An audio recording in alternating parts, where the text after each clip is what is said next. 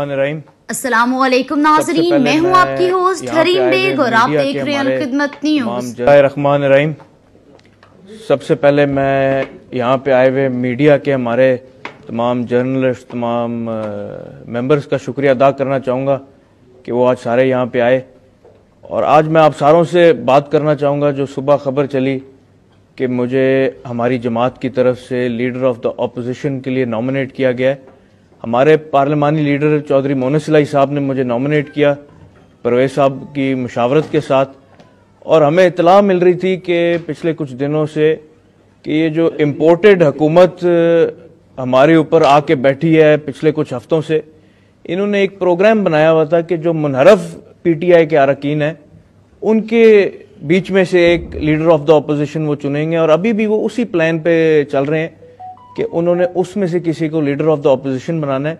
और हमारी जमात अगर उम्मीदवार ना खड़ा करे तो इसका ये मतलब था कि हम इस इम्पोर्टेड हुकूमत को और इनके इम्पोर्टेड अपोजिशन को मंजूर कर रहे हैं, और ये हरगिज़ नहीं हो सकता। इस वजह से हमारी जमात ने मुझे एज ए उम्मीदवार खड़ा किया।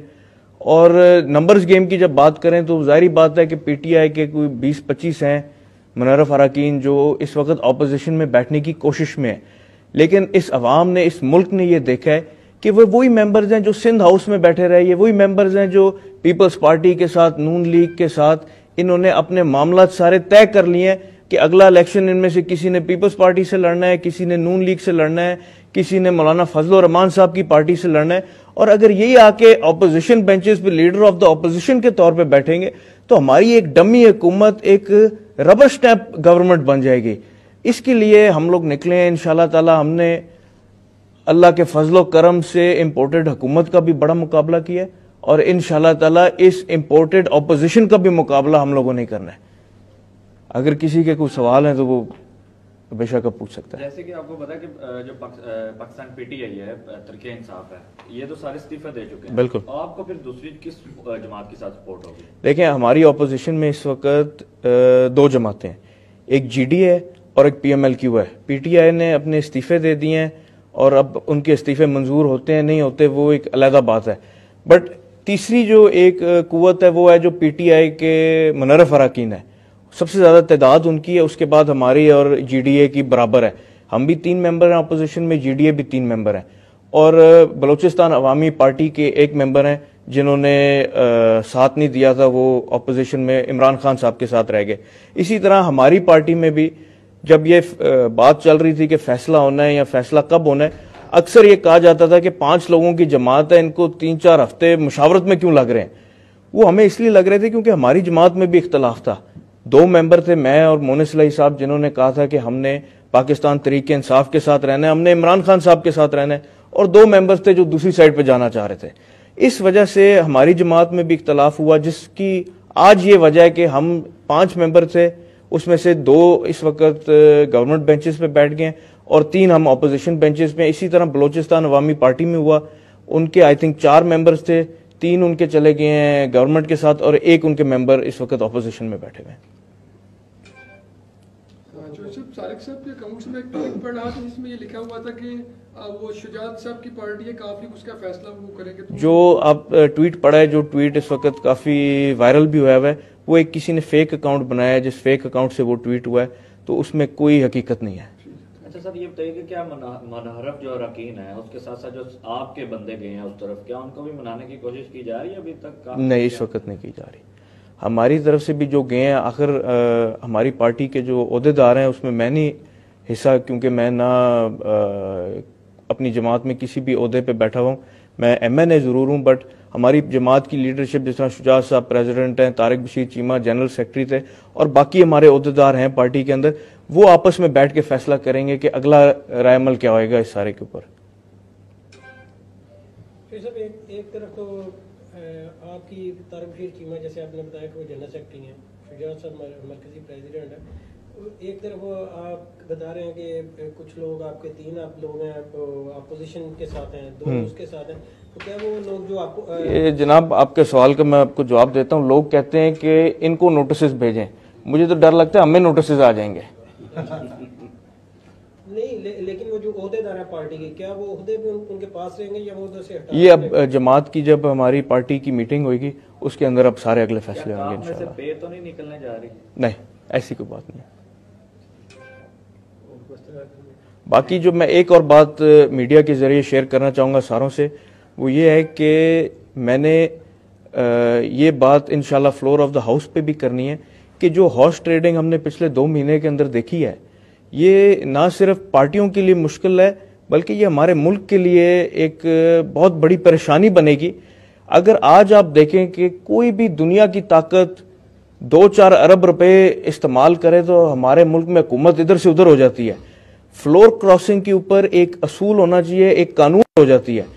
فلور کراسنگ کے اوپر ایک اصول ہونا چاہیے، ایک قانون ہونا چاہیے کہ اگر کسی ممبر نے فلور کراسنگ کرنی ہے تو وہ اس جماعت سے استعفیٰ دے، دوبارہ الیکشن لڑ کے آئے، دوسرے پلیٹ فارم سے آئے، دوسرے مینڈیٹ سے آئے، اور پھر آ کے جدھر مرضی جانا چاہتا ہے، جدھر مرضی ووٹ ڈالنا چاہتا ہے ڈالے۔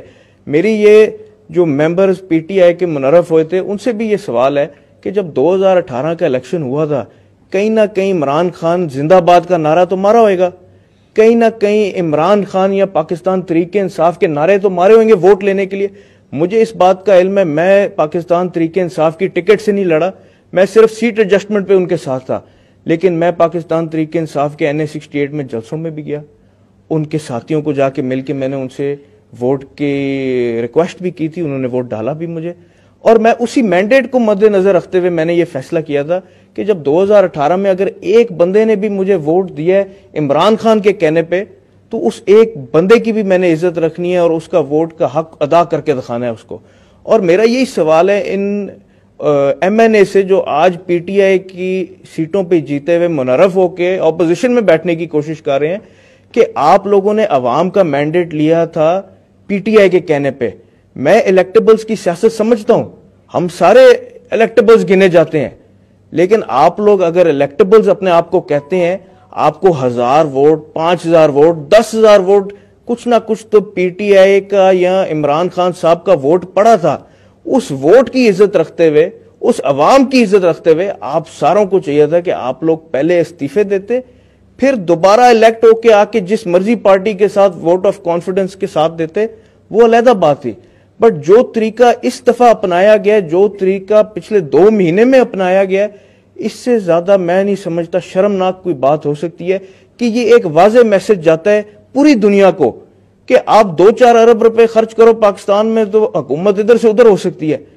ہم لوگ انشاءاللہ تعالی، میں مونے سلائی صاحب، پرویز صاحب، ہم کھڑے تھے عمران خان کے ساتھ، ہم کھڑے ہیں اس کے ساتھ، اور انشاءاللہ آگے بھی کھڑے رہیں گے۔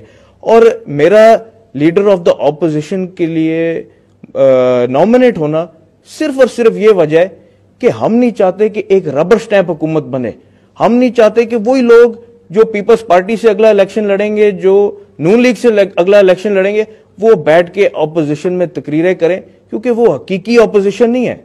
ان کی اندر سے جو ڈورے مل رہی ہیں وہ ساروں کو پتہ ہے کس کس جماعت سے مل رہی ہیں۔ انشاءاللہ تعالی مقابلہ کریں گے، ڈٹ کے کریں گے۔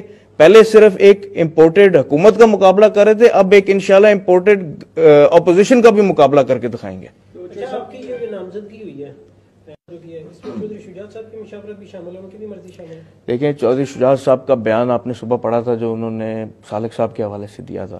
اس کے بعد ہماری جو نیشنل اسمبلی ہے اس میں ہمارے پارلیمانی لیڈر ہیں چودھری مونے سلائی صاحب، اور انہوں نے ہی مجھے نامنیٹ کیا تھا as leader of the opposition, اور انہوں نے پارٹی کو اعتماد میں لے کے کیا ہوئے گا، ورنہ وہ نہ کرتے۔